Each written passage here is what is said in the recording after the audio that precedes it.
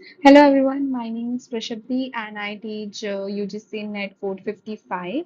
With this, we are started Factories Act 1948 and for now, I have made the PPT for this chapter 2, chapter 2 and chapter 3.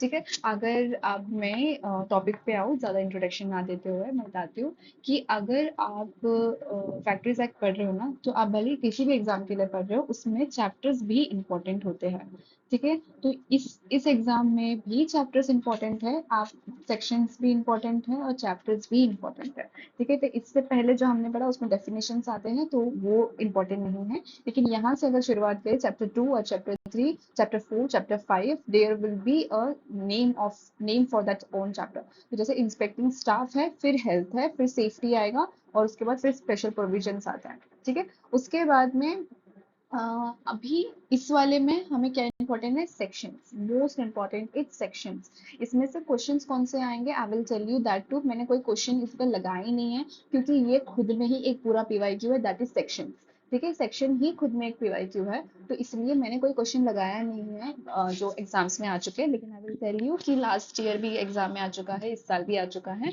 तो आई will tell you कि कौन सा इसमें section important है ठीक है तो first of all the general duties of the occupier और मैन्युफैक्चरर जो है वो एक जैसी ही चीज है इंस्पेक्टर के बारे में हम पढ़ेंगे कि इंस्पेक्टर हमें कहाँ से और कौन से गवर्नमेंट से मिल रहा है उनकी क्या ड्यूटीज है पावर ऑफ इंस्पेक्टर्स क्या है और इसके साथ में सर्टिफाइंग सर्जन क्या होता है इसके लिए हमें एक चीज याद रखना सर्टिफाइंग सर्जन का जो सेक्शन है वो 10 है फिर 9 है फिर 8 है भले ही ये दो याद ना हो चलेगा पर ये तीन याद होने चाहिए ठीक है 8 9 10 उसके बाद 11 12 13 14 15 16 17 18 20 तक यू हैव टू हैव कि कैसे भी करके याद करना है ठीक है मैं इसका कुछ देखती हूँ अगर आपको समझ में आ जैसे मुझे आता है तो ठीक है याद हो जाएगा वरना तो you have to write it down in your copy and then you have to remember it once more ठीक है so let's move forward with the slides now तो सबसे पहले बात है inspecting staff chapter number 2 that is general duties of the occupier सबसे पहले 7A what it says कि एवरी ऑक्यूपायर शॉल अब सिंपल सी बात है अगर ऑक्यूपायर है तो उनका क्या क्या काम हो सकता है that is health safety work place पे अच्छा वेलफेयर होना चाहिए उस फैक्ट्री में कैसा काम चल रहा है ये सब की चेकिंग होनी चाहिए ठीक है उसी के साथ में जैसे उसकी ड्यूटी कैसी है मेंटेनेंस करना है plant system of the work क्या जो भी इक्विपमेंट्स दिए गए हैं क्या वो सही है क्या raw material handling storage transport सब कुछ सही है this is all necessity that the occupier should do I think so this is very normal to जो भी मैंने यहाँ पे हाईलाइट किया है अपनी कॉपी में लिखेंगे ठीक है कॉपी में लिखेंगे general duties of the manufacturer is the same it was a so lengthy one मतलब बहुत ऐसे लंबी बातें वहां पे लिखी हुई थी तो इसलिए मैंने इसमें अटैच नहीं किया लेकिन it's the same but it's little bit improve ठीक है मतलब कि उसको वही काम करना है पर कौन से और थोड़ा एक्स्ट्रा का रॉ मटेरियल वगैरह कैसे देखना होता है इक्विपमेंट्स कैसे हर चीज की सेफ्टी है कि नहीं ये उसमें आता है ठीक है so in this nothing to look for कि एग्जाम में क्या आएगा लेकिन इंटरव्यू में पक्का पूछेगा principal employer occupier owner factory में लोकल अथॉरिटी कौन देता है सुपरवाइजर कौन हो जाता है अगर कोई लोकल अथॉरिटी ना हो तो उसमें ये पूछा जाता है ठीक है तो you should know what is the journal duties of occupier ये इस एक्ट का ही नहीं हर एक्ट में जो ओनर है जो ऑक्यूपायर है जो प्रिंसिपल एम्प्लॉयर है उसका क्या क्या काम है यू शुड नो ठीक है सो चलो आगे बढ़े नाउ इंस्पेक्टर ये भी चैप्टर नंबर 2 में ही है inspector now this is important अब in any interview they can ask you what is the work of the inspector ठीक है what are the why who and कौन सी गवर्नमेंट है जो कि इंस्पेक्टर को लाती है so if with the state government then we can with the factories act we can say state government is the one who brings its inspectors ठीक है official गजार्ट्स में बताते हैं जो प्रिस्क्राइब क्वालिफिकेशन होते हैं उसके हिसाब से लिया जाता है ऑफिशियल गजार्ट्स में जो चीफ स्टेट गवर्नमेंट है वो अपॉइंट कर सकते हैं any person to the chief inspector मतलब जो चीफ इंस्पेक्टर है उसके लिए एनी पर्सन को वो अपॉइंट कर सकते हैं फिर पावर उसके लिए पावर बता सकते हैं कि कौन सी थ्रू आउट दी स्टेट में कौन सी वो पावर यूज कर सकता है ना बाय दिस वो ऑफिशियल गजार्ट में और एडिशनल लोगों को additional inspectors chief inspector joint chief inspector and deputy chief inspector को भी अपॉइंट कर सकते हैं to assist the chief inspector and exercise such power when that person that chief inspector is not at that point ठीक है, उस time नहीं है। और कोई इन्फॉर्मेशन अगर दे दी जाए तो वो किस टाइम कौन सी पावर्स को यूज कर सकते हैं उस चीज के लिए भी बात करता है। ठीक है, इसी के साथ में now you can read this one is not that important but ना, no person shall be appointed, कोई भी पर्सन जो है जो होल्ड करता है ऑफिस को, जो कंटिन्यू कर रहा है उस ऑफिस में, कोई भी अगर डायरेक्टली इनडायरेक्टली इंटरेस्टेड हो जाता है फैक्ट्रीज में, ठीक है, फैक्ट्री में, ठीक है, डायरेक्टली इनडायरेक्टली वो कोई ऐसे बिजनेसेस में आ जाता है जो कि फैक्ट्री से रिलेटेड है, जहाँ पे वो चीफ इंस्पेक्टर है, but now that he is very interested in to the factory indirectly और डायरेक्टली, तो उस पर्सन को, चीफ इंस्पेक्टर को, जो भी इंस्पेक्टर है उसको हम वहां पे अपॉइंट नहीं कर सकते हैं। some work is going on in the upstairs of someone else's house, so just ignore. I will stop myself for that point and I will continue later on. Yeah. So every district magistrate shall be an inspector to his district. Okay. Now what most important is कि district magistrate जो है वो inspector होगा for his district. अगर PYQ आता है, नहीं आ सकता, लेकिन अगर बीच में से कुछ पूछ लिए तो पता होना चाहिए district magistrate chief inspector shall be the inspector of his district, ऐसे कंफ्यूज करके क्वेश्चन आ सकता है। So you should know district magistrate shall be an inspector too for his district. Okay ना, जो यहाँ पे क्या है देख लेते हैं। अच्छा ठीक है, ये सेम है, declare the powers state government ही बताएगी। ठीक है, ये इतना नीचे का है कि वो पीनल कोड होता है, कोड ऑफ सिविल का उनके पास पावर होता है और उनको कोई क्वेश्चन नहीं कर सकता, ये चीज है। ठीक है, सो इंस्पेक्टर में जो चीज मैंने यहाँ पे बता दी, जैसे ये हाईलाइट करके बोलिए, सो बस हो गया, और ये state government. Okay, but you should know how to answer. It doesn't matter that you are studying just for the exams. No, it doesn't matter. You have to answer this in the interview also. You have to get ready for these things also, because इससे इस PYQ से बहुत दुनिया बहुत आगे है। वो जब क्वेश्चंस पूछते हैं तो हमें कुछ पता नहीं होता, हम ब्लैंक हो जाते हैं। तो इसलिए please start reading about the inspector और एम्प्लॉयर ऑक्यूपायर क्या करते हैं, डे टू डे पढ़ते रहो। इस बस एग्जाम्स को लेके हमें नहीं पढ़ना है, ठीक है, इसलिए I'm seriously giving you the advice. I gave the interview and I still know that what they ask. Okay, चलो आगे बढ़ते हैं। Power of the inspector, that enter होना, पावर क्या है उसके पास कि वो एंटर हो सकते हैं, एग्जामिनेशन कर सकते हैं प्रीमाइस की, प्रेजेंट की, सब्सटेंस के, आर्टिकल की, मटेरियल की, मशीन की, प्लांट की, इंक्वायर कर सकते हैं किसी एक्सीडेंट को, dangerous occurrence whether resulting in the bodily injury. Now the PYQ was, ये आया था दिसंबर 2023 में, ये आया था कि जो सर्टिफाइंग सर्जन है, ये जो सर्टिफाइंग सर्जन है यहाँ पे, ये इनका काम दिया हुआ था, इसमें दिया हुआ था कि एग्जामिनेशन कर सकते हैं, सर्टिफिकेशन दे सकते हैं यंग पर्सन के लिए, कहीं पे एक्सरसाइज कर सकते हैं मेडिकल सुपरविजन के लिए, और फिर आया था इंक्वायरी इनटू द एक्सीडेंट। तो सोचो भाई, अगर हम क्या सोचे, certifying surgeon is a doctor, तो क्या वो इंक्वायरी कर सकता है एक्सीडेंट में? So you have to think carefully कि वो नहीं है, ये इंस्पेक्टर की ड्यूटी है और यहाँ पे सर्टिफाइंग सर्जन की ड्यूटी पता चलेगी। ठीक है, तो इस तरह से क्वेश्चन घुमा के आन देते हैं कि सर्टिफाइंग सर्जन और इंस्पेक्टर की ड्यूटी को मिक्स करके दे दिया था question. And I was also very confuse because मैंने कहीं पढ़ाई नहीं करी थी उस चीज की डीप डाउन, जैसे ये आपको मिल रहा है, ये किसी ने भी यूट्यूब पे नहीं दिया है, किसी ने भी नहीं, इतना इतना तो नहीं दिया है। So I was like, यार क्यों नहीं दिया, मुझे पता हो जाता। So that's why if you are preparing for this and you're studying from me, I'm definitely telling you कि in between की lines जो है बहुत important होती है, YouTube पे कोई नहीं बताता। कोई कोई सिर्फ पता है ऐसे line to line answer one sentence में आंसर देके बता देता है, इसीलिए। ठीक है, तो ये था PYQ वो, कि ये एक लाइन थी और फिर सर्टिफाइड सर्जन की सारी लाइंस थी। ठीक है, इसमें से बताना था कि कौन सा वाला जो सर्टिफाइड सर्जन काम नहीं करता है, ये बताना था, तो ये वो काम नहीं करता है।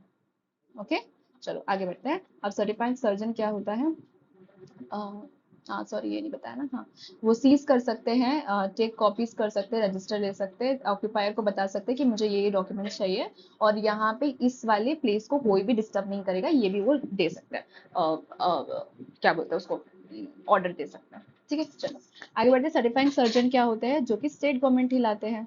ठीक है, सर्टिफाइंग सर्जन कौन है, जो स्टेट गवर्नमेंट ही लाते हैं। इंस्पेक्टर कौन है? जो स्टेट गवर्नमेंट लाता है। सर्टिफाइंग सर्जन कौन है? जो स्टेट गवर्नमेंट लाते हैं। ठीक है ना। यहाँ पे भी सेम टू सेम डिट्टो ही है कि वो बता देंगे, लिमिट्स बता देंगे, लोकल लिमिट्स बता देंगे। ठीक है, सच लोकल लिमिट्स बता देंगे, फैक्ट्रीज में कौन से काम करना है वो बता देंगे, कौन से क्लास कौन से डिस्क्रिप्शन को देखना है वो बता देंगे। अब यहाँ पे दूसरी बात ये है कि सर्टिफाइंग सर्जन अपॉइंट कर सकती है अप्रूवल स्टेट गवर्नमेंट से अप्रूवल लेके किसी भी मेडिकल प्रैक्टिशनर को, कि जो एक्सरसाइज करेगा उसके पावर को, जब वो वहाँ प्रेजेंट नहीं होगा या जब वो बोलता है कि ये फिट है मेरी जगह वो काम करने के लिए कुछ दिन के लिए इम्पोज कर सकते हैं उसको, तो वो वहां पे काम कर सकता है। ठीक है ना। ये वो कर सकते हैं जो स्टेट गवर्नमेंट से परमिशन लेके, अप्रूवल लेके। No person same to same है, नो पर्सन हो सकता है जो इनडायरेक्टली डायरेक्टली इंटरेस्टेड हो जाता है फैक्ट्री में, वो यहाँ पे नहीं कर सकते। ठीक है, सेम सेम थिंग है ना। ना सर्टिफाइंग सर्जन जो कैरी आउट करता है ड्यूटीज को, वो है examination and certification of the young person. तो जब इंटरव्यू में पूछेगा कि सर्टिफाइंग सर्जन क्या करता है, तो ही do, sorry not he she, certifying surgeon do have a duties of examination and certification of the young person under this act or not this act, and examination of the person engaged in the factories with the dangerous occupation. ठीक है ना। See the exercising of such medical supervision, वो medical supervision दे सकते हैं जहाँ पे prescribe for any factory और the class description of the factory where, जहाँ पे केस ऑफ इलनेस, ठीक है, has occurred which it is reasonable to believe are due to the nature of the manufacturing process. ठीक है, तो वो वहां पे जाके मेडिकल सुपरविजन कर सकते हैं कि यहाँ पे इस वजह से इलीनेस आई थी, तो मैन्युफैक्चरिंग प्रोसेस में वो जाके बताते हैं, रीजन ढूंढने की कोशिश करते हैं, क्या नया ला सकते हैं, जैसे कि adoption of the new manufacturing process, क्या नया ला सकते हैं, कौन सी सब्सटेंस को बदल सकते हैं, कौन सी चीज कर सकते हैं जिससे कि हेल्थ पे थोड़ी इंप्रूवमेंट हो और इंजरी कम हो जाए। ठीक है, तो ये वो बता सकते हैं। This is what the certifying surgeon do. Okay, I hope you understood what the certifying surgeon do. इतना इतनी बड़ी लाइंस को लिखने की जरूरत नहीं है, लेकिन समझने की जरूरत है, इसीलिए मैंने इतना बड़ा नोट करके यहाँ पे दिया है। ओके, चलो आगे बढ़ते हैं। Now, the chapter number 3, that is health, and very, very, very important, very important. डरना नहीं है, प्लीज डरना मत इन चीजों से कि ये कैसे याद होगा, इतने सारे सेक्शंस जब याद हो जाएगा ना तो you will thank your self कि तुमने इस तरह से इसको याद किया है। ठीक है, so let's start with section number 11, 12, 13, 14। जब मैं पढ़ रही थी, किसी भी एक जन ने कोई भी शॉर्ट फॉर्म्स नहीं बताया, कुछ भी नहीं बताया। अरे मैं कैसे याद करूंगी इस चीज को, मुझे खुद भी नहीं पता। ठीक है, लेकिन जब you find your own self कि अरे तुम कैसे याद करोगे इन चीजों को, तो अगर मेरे ये चीज समझ में आती तो ठीक है, मैंने कुछ और तरीके से याद किया था, मैं अपनी टेक्निक बाद में बताऊंगी, लेकिन अपनी टेक्निक खुद बनाना। ठीक है, चलो। Cleanliness, cleanliness of what? Waste. ventilation of what? Dust. Artificial overcrowding, lightning, drinking, latrines, spit on. Cleanliness of what? Waste. Ventilation of what? Dust. Artificial overcrowding, lightning, drinking, latrines, spit on. Okay, again, stop the video and speak by your own self. Cleanliness of what? Waste. Ventilation of what? Dust. Artificial overcrowding, lightning, drinking, latrines and spit on. ठीक है, 11, 12, 13, 14, 15 याद हो जाएगा ना। उसके साथ में अब ओवर क्राउडिंग में ये जो इसका पॉइंट है ना, ये वाला, ये पॉइंट ना एक्चुअली लाइटनिंग में चला गया, लेकिन ये ओवर क्राउडिंग का डेफिनेशन है। इसमें 14.2 क्यूबिक मीटर जो कि है, ये कमेंसमेंट होने के बाद 14.2 क्यूबिक मीटर स्पेस होना चाहिए एवरी वर्कर जो एम्प्लॉयड है, जो काम करते हैं ना एक दूसरे के साथ में, तो उसमें 14.2 क्यूबिक मीटर का डिफरेंस होना चाहिए, मतलब स्पेस होनी चाहिए, ऐसा वो बोलता है ओवर क्राउडिंग में। तो इसका नंबर याद रखना इंपॉर्टेंट है ना। यहाँ पे 9.9 भी दिया हुआ है। ठीक है, 9.9 भी दिया हुआ है तब जब वो फैक्ट्री कमेंसमेंट में आई है। ठीक है ना। ड्रिंकिंग वाटर के लिए कितने लोग चाहिए? More than 250 worker. ओके, कितने लोग चाहिए? More than 250 worker. This is the PYQ। Don't think ये नहीं आएगा, आएगा। 250 worker, more than 250 worker. Latrines and urinals कितने हैं? इसके लिए कुछ नहीं, ठीक है, इसके लिए सिर्फ याद रखना है सही तरीके से सिचुएटेड होने चाहिए ना। स्पिटॉन्स क्या है कि स्पिटॉन्स क्या है, नहीं इसके लिए भी कुछ नहीं है, लेकिन एक सफिशिएंट नंबर ऑफ स्पिटॉन्स होते हैं, उसके बाद वो लगते हैं, क्या लगते हैं इसको, चार्जेस लगते हैं कि आपने इससे ज्यादा स्पिटॉन्स क्यों करे यहाँ पे, उसके लिए चार्जेस लगता है। ठीक है, so this much is for the help. याद कर लेना सेक्शंस को, प्लीज याद कर लेना। ठीक है, प्लीज याद कर लेना। ना इसके बाद आता है सेफ्टी। ठीक है, इसके बाद है सेफ्टी।